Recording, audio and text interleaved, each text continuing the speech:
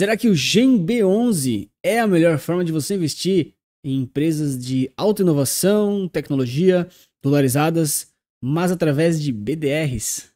O GEM B11 ele se baseia aqui no índice S&P B3 aqui, Ingenious Index, que é um índice que busca medir aqui um desempenho de ações internacionais de alto crescimento que pertence aqui à categoria de subindústrias inovadoras do GICS. O que é GICS? É Global Industry Classification Standard. Então, esse padrão global aí de classificação industrial, tá? Ele é um padrão ali que busca, no final das contas, segmentar alguns tipos de indústria, né, e facilitar esses investimentos, mas dando um foco principalmente aqui em empresas inovadoras, tá? Principalmente aqui dessas subindústrias que a gente vai ver agora aqui para frente, tá? Tem mais um detalhe do índice que é especificamente, além de pegar essas empresas em si, ele vai se basear muito em relação aqui aos BDRs que são negociados da B3, tá bom?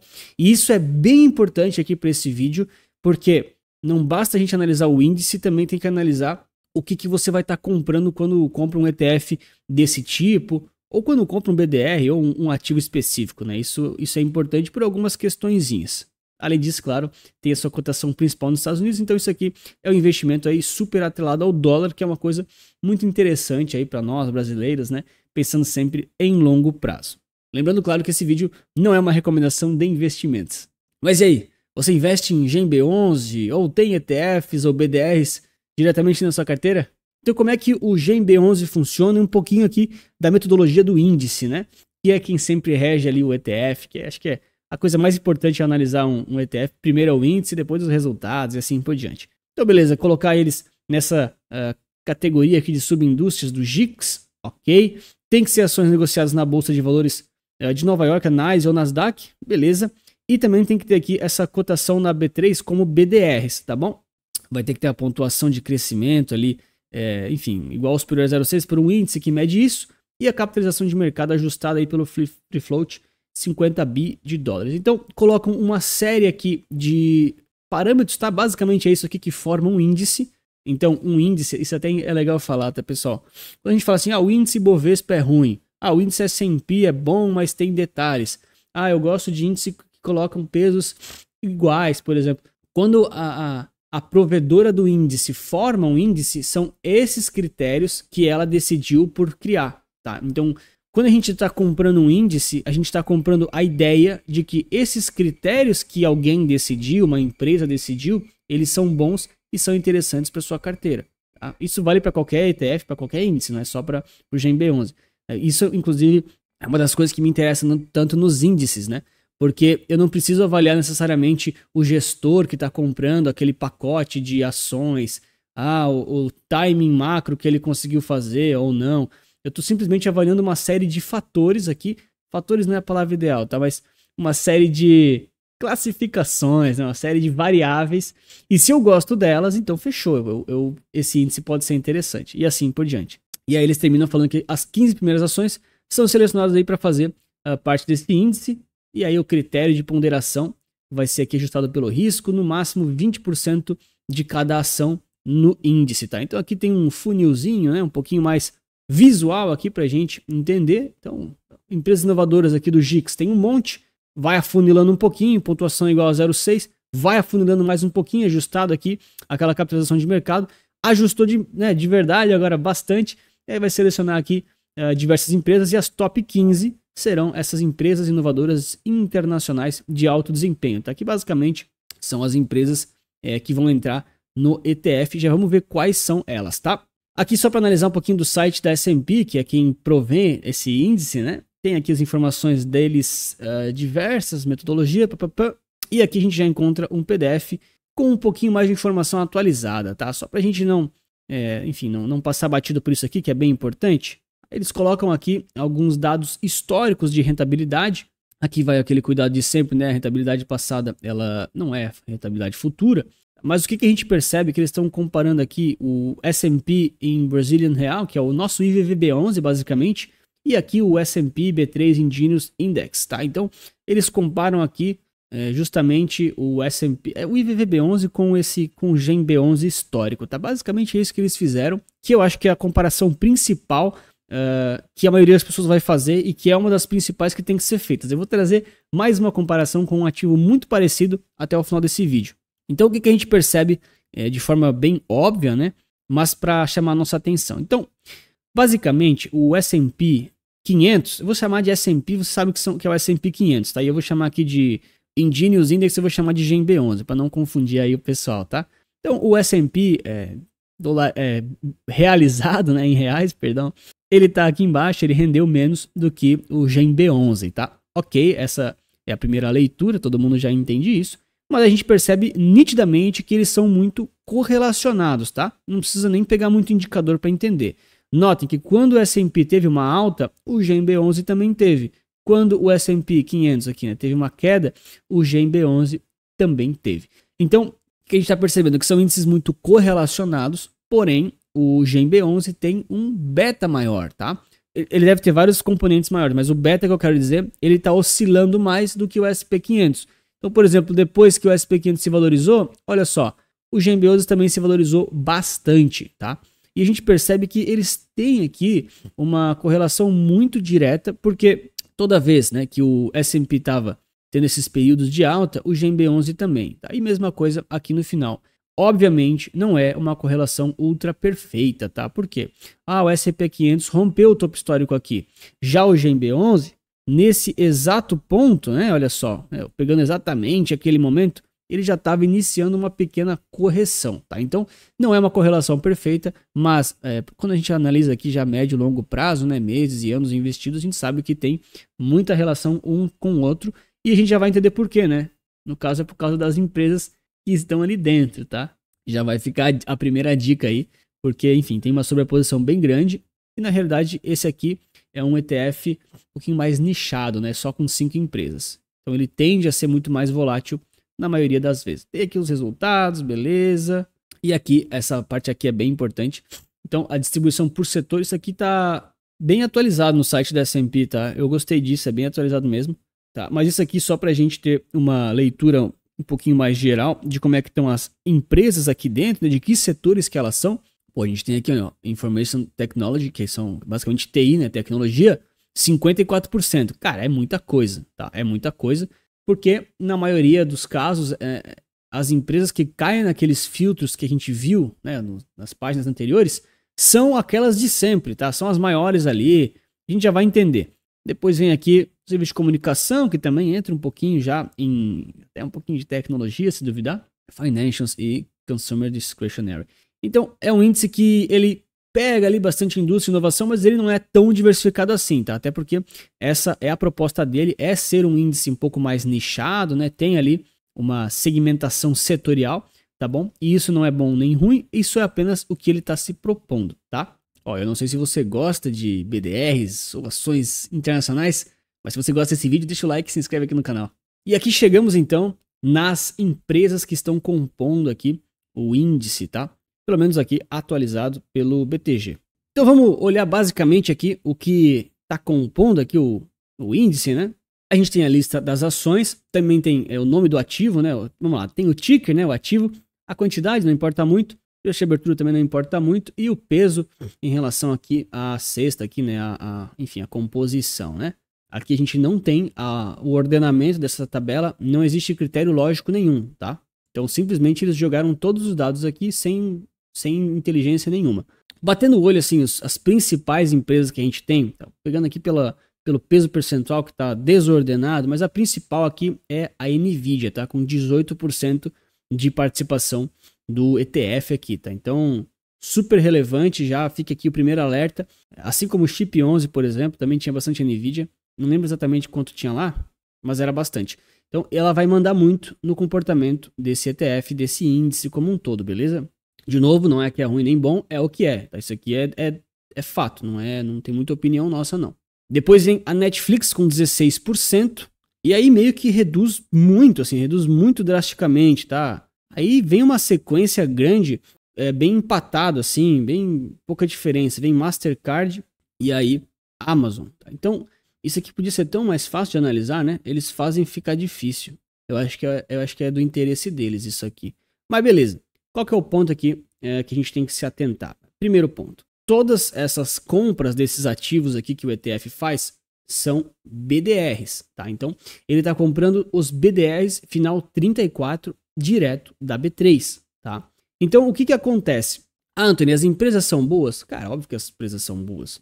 Para entrar nesses critérios todos, nesses filtros todos, essas empresas, cara, elas são muito boas. Algumas delas são as maiores empresas do mundo, tá? Você pega aqui a companhia das principais, né? Ó, pode pegar aqui, por exemplo, NVIDIA a gente já viu, né? Mas tem a Microsoft, tem a Amazon, tem a Apple, tem muita empresa aqui de tecnologia que a gente acaba conhecendo aí por estarem nesse bull market, né? Estarem fazendo aí fama. Tem a Qualcomm aqui, Google já comentei também, né? Tem a própria ServiceNow. Então assim, as empresas são muito boas, mas está comprando BDRs, tá? Não está comprando diretamente empresas. E por que isso aqui é um ponto de atenção? Por quê? Existe ali uma questãozinha do BDR, em alguns casos específicos, ter algum tipo de spread mais alto para entrar ou para sair do mercado. Tá? Então tem que tomar cuidado com isso.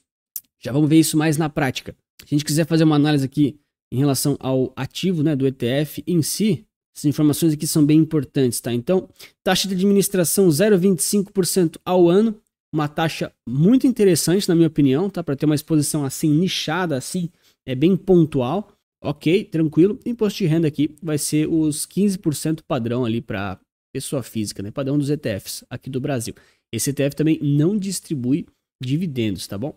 E aí o que eu quero fazer agora é simplesmente dar uma olhada aqui no gráfico do GMB11, porque não tem um histórico muito longo, tá? Eu também não consigo puxar aqui aquele índice específico, pelo menos aqui no TradingView e no Panorama Resulta Capital. Ele é um índice meio fechado, não tem acesso aqui disponibilizado pela S&P, mas aqui pelo GMB11, pelo menos olhando aqui, né, esses 2, 3 anos de formação aqui de mercado, tá? A gente percebe que no geral ele se valorizou mais do que caiu, né? Óbvio que a gente tinha as informações aqui simuladas historicamente falando aqui pela S&P, a gente já viu no slide aqui nessa página anterior, mas aqui desde que o ativo abriu, a gente tem esse cenário, tá? No início nunca é bom a gente analisar, tem que tomar um pouquinho de cuidado com os spreads, mas aqui pegando, por exemplo, né, de abril, maio de 22 até agora, aqui pelas janelas móveis, que é o ROC, né, de 250 dias, ou seja, basicamente retorno de 12 meses, né? Teve um período que ele ficou negativo, foi principalmente ali depois do início, né, desse lançamento desse ETF. Tranquilo, beleza? Mas desde então, a gente vê aqui uma valorização bem grande, né? Chegou a dar em janelas móveis aqui mais de 100% de valorização ali no ano passado. Lembrando que esse ETF ele é muito mais nichado, muito mais concentrado e muito menos diversificado do que um S&P, do que uma Nasdaq da vida, tá? E essa é a proposta dele. Não tô falando que isso é bom nem que isso é ruim, isso é um fato. E, claro, são as empresas aí, principalmente as maiores do mundo, né? Muitas delas são as maiores do mundo. Então, a tendência é que ele vá performar bem aí, enfim, no médio e longo prazo, né? Porém, ele vai ser mais volátil, ele tende a ser mais volátil do que o S&P ou do que uma Nasdaq, por exemplo. Agora, o que me chama a atenção e o que eu considero um pouco mais arriscado e, enfim, né? Não que eu evitaria colocar isso aqui na sua carteira, ou não que eu não coloque nas carteiras recomendadas, não é isso, tá? Mas quando eu olho para esse ETF, algumas coisas me chamam a atenção que precisam ser consideradas. Então, a primeira delas, de pontos aqui positivos, né, para a gente citar, que são bem importantes. Pô, exposição aí internacional, empresas sólidas, empresas muito boas, metodologia interessante, né? Não tem muito o que questionar, assim. Analisando aqui, ó, patrimônio líquido 86 milhões, tranquilo, né? Tem liquidez, negociação diária um pouco baixa, mas pode melhorar ao longo do tempo. E até aí, beleza. Agora, os pontos aí que eu tenho um certo receio aqui do GMB11, tá? Primeiro, questão ali de estar comprando BDRs, tá bom? Então, quando você está comprando BDRs, você tem que tomar um pouquinho cuidado com a questão aqui do spread, né? Do spread aqui e da liquidez que esses BDRs eles podem ter, tá? Se eles forem aí de empresas não muito famosas, não muito conhecidas, pode ser que você acabe pagando um spread maior para comprar esses BDRs e para vender eles também depois, tá bom? Ah, Anthony, mas o cara lá do BTG, ele compra sem o spread, ele compra direto, eles transferem, não é pelo book, né? Eles mandam um direto lá, ou por leilão. Cara, até entendo, beleza, mas o fato é que o BDR em si, ele vai ser precificado aqui na B3 e pode abrir algum tipo de spread aí no médio e longo prazo, tá? Não vejo que isso é um ponto para você, vou deixar de comprar só por causa disso. Não, acho que é questão de analisar, dar uma estudada, mas, historicamente falando, a gente pode analisar aqui, ó, o spread entre o preço de fechamento e o valor patrimonial da cota, tá? Não que isso aqui é exatamente o spread do BDR, tá bom? Não é exatamente isso, mas também reflete aqui. Então, o que a gente percebe aqui? Quando a gente pega o início, né, do período aqui, né, nos primeiros meses aqui que o ETF estava sendo lançado, pode pegar, os primeiros dias, né, não é nem coerente, não é nem ético ficar falando, né, mas existe um spread muito grande aqui, 10% de diferença é muito grande, tá? Mas tirando esses cenários ali do início, né, deixando passar aqui alguns meses, existiram momentos que tiveram spreads altos, tá? 6% positivo, 5% negativo. Então você tem que ficar um pouco ligado só para não ficar exposto a esses spreads assim em momentos de exagero, tá? Agora, nitidamente, a gente já entende que esses spreads que eram maiores aqui atrás, eles já estão aqui ficando menores, só porque o mercado está trabalhando um pouco mais esses BDRs com mais liquidez, esse ETF também. Então esses spreadzinhos tendem a ficar cada vez menores, e isso é um ponto positivo, mas um ponto de atenção, tá? E você também sempre está comprando BDR, não está comprando exatamente as ações, exatamente os ativos, tá bom? E aí fica aquela pergunta, né? Poxa, e se eu comprasse diretamente os ativos, será que não era melhor? Será que não era pior? Olha, a tendência é que seja muito parecido, tá? Não vai mudar muito. Mas o ideal mesmo é ter os ativos, né? O ETF comprar os ativos. Até porque quando a gente está comprando um ETF, por exemplo, né? Justamente é para ele facilitar uma compra para você daquilo que você não consegue comprar tão fácil. Tá? O BDR você vai lá, ali na B3 e compra. É óbvio que tem aquela gestão toda de comprar 15 BDR diferentes, ficar rebalanceando, você vai pagar imposto, o ETF geralmente não paga imposto no rebalanceamento, né? Todo mundo esquece disso, mas isso cara, isso faz uma diferença muito, muito, muito monstruosa no longo prazo. Eu tenho que fazer um vídeo sobre isso. E beleza, mas eu, por exemplo, gosto muito mais de comprar ETFs ou então BDRs de ETFs que comprem os ativos direto do estrangeiro ali, né? Direto de fora, tá? Mas ainda assim é um índice interessante. Agora, o que me chama a atenção aqui, e aí vale a recomendação do próximo vídeo para você assistir, é justamente isso aqui, ó. Quando a gente compara o GEM-B11 junto com o IVVB11, é aquela análise que a gente já fez ali do PDF, né, que ele realmente subiu muito mais. Porém, esquecendo aqui do IVVB11 um pouquinho, quem que anda muito parecido é esse cara aqui, ó, o TEC11, tá? E o TEC11 tem vídeo no canal, vou deixar ele recomendado. Ele é um ETF do Itaú que também é muito nichado. Ele tem uma proposta diferente, não é exatamente a mesma proposta. Aí a gente percebe nitidamente que eles são muito correlacionados, tá? Ó, vou até trocar aqui a cor, ó lá, para ficar mais fácil de ver, né? Um em cima do outro. Então, a gente percebe nitidamente que eles têm aqui uma correlação muito grande, tá? São índices diferentes, não é a mesma coisa, mas tem uma correlação muito grande. Se você pega o GEM-B11 e divide aqui por TEC11, a gente percebe que eles são mercados aqui muito correlacionados, nenhum deles destoa muito do outro. E o TEC11, ele também tem essa taxa de administração igual, né? Enfim, interessante. Tem um patrimônio líquido muito maior, né? Tem mais negociação no intraday, ou seja, você tende a pagar menos spreads quando isso acontece, tá? Um pouquinho melhor. Não é o mesmo índice, mas também é ultra nichado em tecnologia, por exemplo, e pega aqui muitas das mesmas empresas, tá? Então tem aqui, Meta eu acho que não tem. Meta acho que realmente não tem. Mas, Netflix tem. Não é o mesmo percentual necessariamente, tá, galera? Vamos lá, não é a mesma coisa, tá? Mas eu só quero sinalizar para vocês uma questão importante. Então, Netflix tem. CrowdStrike também tem aqui, né? Ó, CrowdStrike também tem. Apple tem, Google tem, Amazon tem, Microsoft tem, Nvidia tem, ServiceNow tem.